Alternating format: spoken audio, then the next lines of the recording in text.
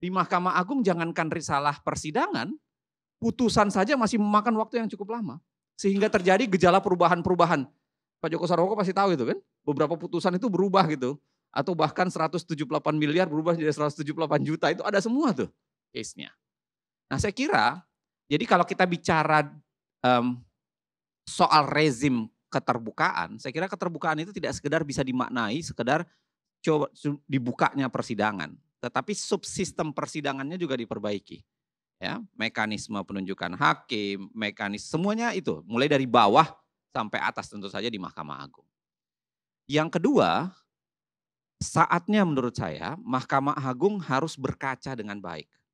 Ya, bahwa sekian lama bukan hanya sekedar ketertutupan, tapi juga semacam tidak ingin dikritik dari Mahkamah Agung.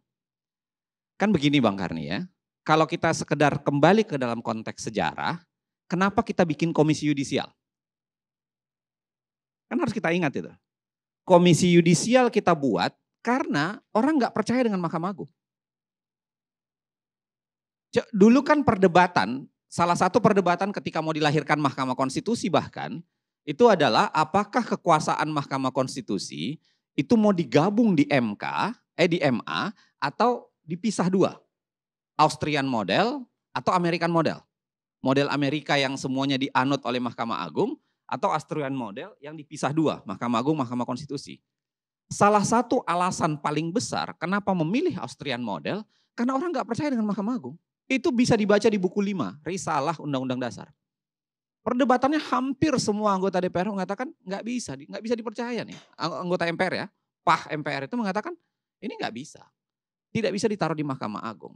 Nah inilah sebenarnya yang harusnya kita semua pahami bahwa sebenarnya independensi hakim itu tidak bisa dikatakan mutlak. Mahkamah Agung menurut saya selama ini terlalu jumawa menjual yang namanya independensi.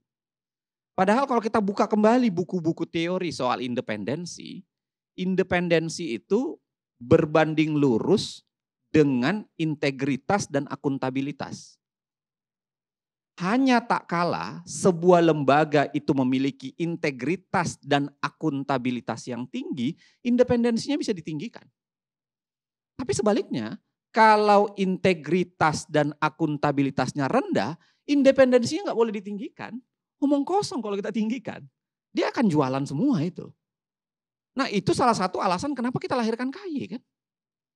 Dan pada saat KY mendapatkan kewenangan yang cukup baik untuk mengawasi Mahkamah Agung, ya, mengawasi hakim agung, mengawasi etika perilaku hakim, melakukan seleksi, siapa yang melawan komisi yudisial? Mohon maaf, hakim-hakim agung sendiri. Kita masih ingat semua itu. Judicial review pertama terhadap kewenangan KY itu dilakukan, saya nggak akan sebut ya, udah almarhum ya, salah satu di antaranya. Tapi hakim agung juga yang melawan kewenangan yang diberikan kepada KY untuk melakukan, kita harus ingat semua itu. Jadi kewenangan pengawasan itu dilawan. Kalau kita bilang seleksi hakim, undang-undang pengadilan umum, undang-undang pengadilan tun, dan undang-undang pengadilan agama itu mempersilahkan KY untuk ikut serta dalam proses seleksi hakim. Coba siapa yang lawan? Dilawan lagi kewenangan itu. Disidang di Mahkamah Konstitusi dan dibatalkan oleh Mahkamah Konstitusi. Kewenangan KY untuk ikut serta dalam proses seleksi di tingkat bawah itu dibatalkan di Mahkamah Konstitusi di tahun 2015. Banyak sekali peristiwa di mana ya Mahkamah Agung itu ya tidak legowo. Masih ingat enggak? Barangkali masih ingat semuanya. Ada peraturan bersama antara KY dengan Mahkamah Agung ya, dibuat secara bersama-sama soal etika perilaku hakim. Lalu kemudian salah satu pasal itu memang agak terlalu progresif ya, karena kemudian kesalahan etik itu dihitung kalau nggak salah soal keprofesionalan ya, apa gitu poinnya gitu. Lalu kemudian pasal itu dibawa oleh seorang pengacara yang dugaan banyak orang berkorelasi juga dengan beberapa hakim, itu dibawa ke Mahkamah Agung untuk diuji review, dibatalkan oleh Mahkamah Agung. Padahal dibikin bersama dengan Mahkamah Agung, Komisi Yudisial, Dibawa ke Mahkamah Agung, dibatalkan juga oleh Mahkamah Agung. Bayangkan. Saya kira kejadian-kejadian begini itu sulit kita untuk mengatakan Mahkamah Agung, tapi ya mahkamah ajaib barangkali.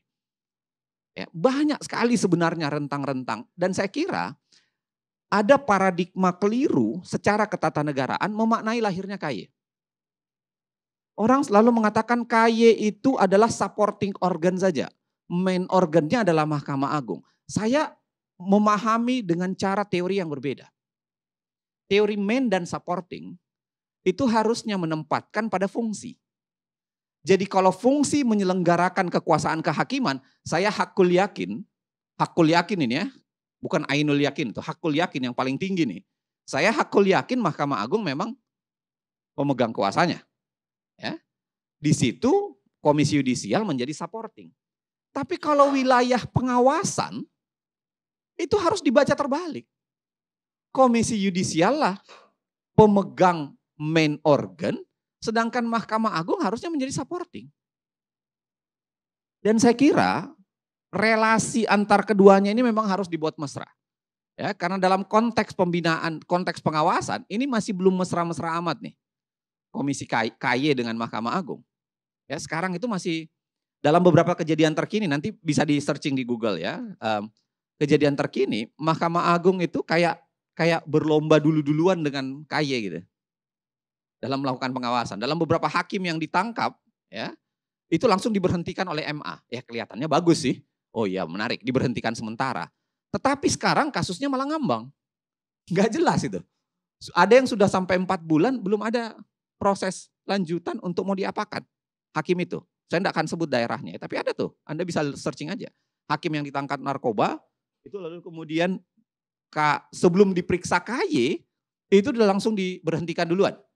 Kalau diberhentikan duluan, KY mau masuk ditolak. Oh ini sudah berhenti nih. Ya kan, karena dia sudah jadi berhenti. Walaupun sebenarnya berhenti sementara. Tapi pemberhentian sementara itu kemudian tidak ditindaklanjuti apa-apa. Sampai sekarang itu masih ngambang.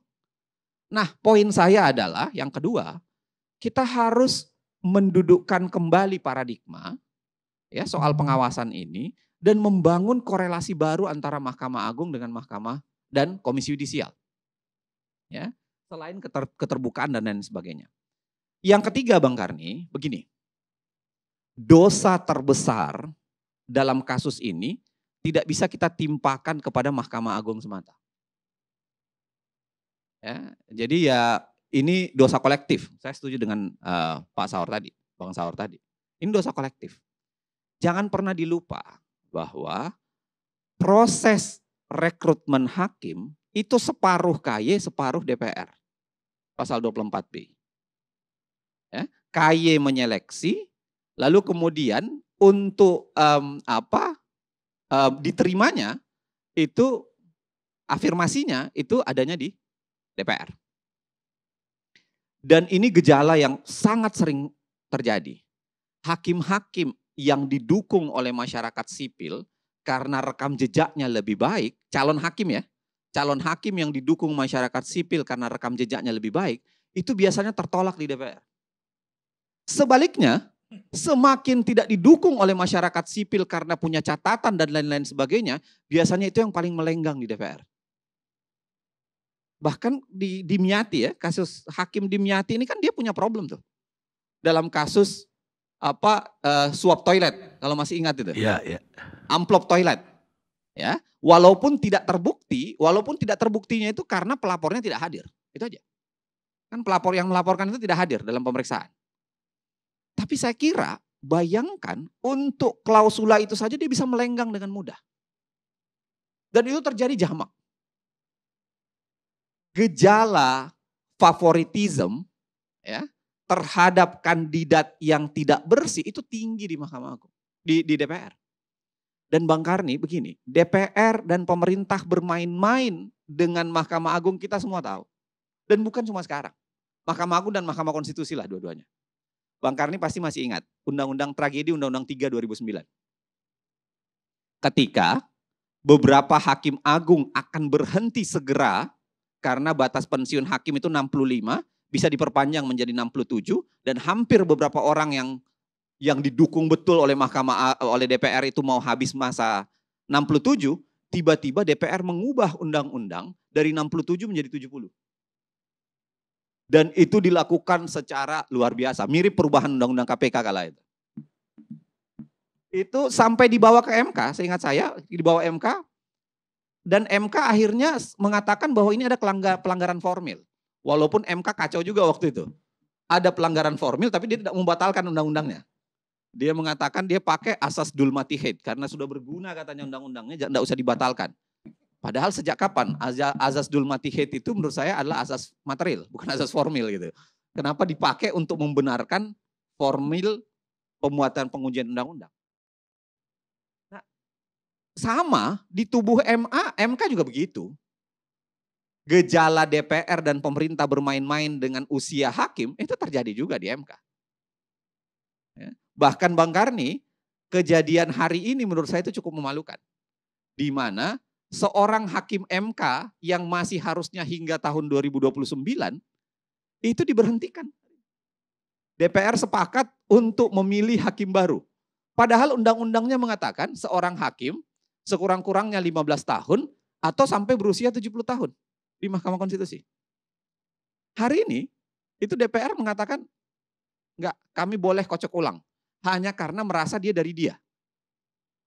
Hanya karena merasa bahwa 3 hakim dari dia, maka kami boleh kocok ulang seenaknya. Padahal kalau kita baca semua konvensi internasional, termasuk soal perlindungan terhadap hakim, ya, semua menyatakan bahwa hakim itu harus independen. Salah satunya adalah dia tidak boleh diberhentikan seenaknya. Dia hanya boleh diberhentikan menurut karena tenurnya sudah habis, masanya memang sudah habis, atau kemudian berdasarkan ketentuan yang ditentukan oleh undang-undang.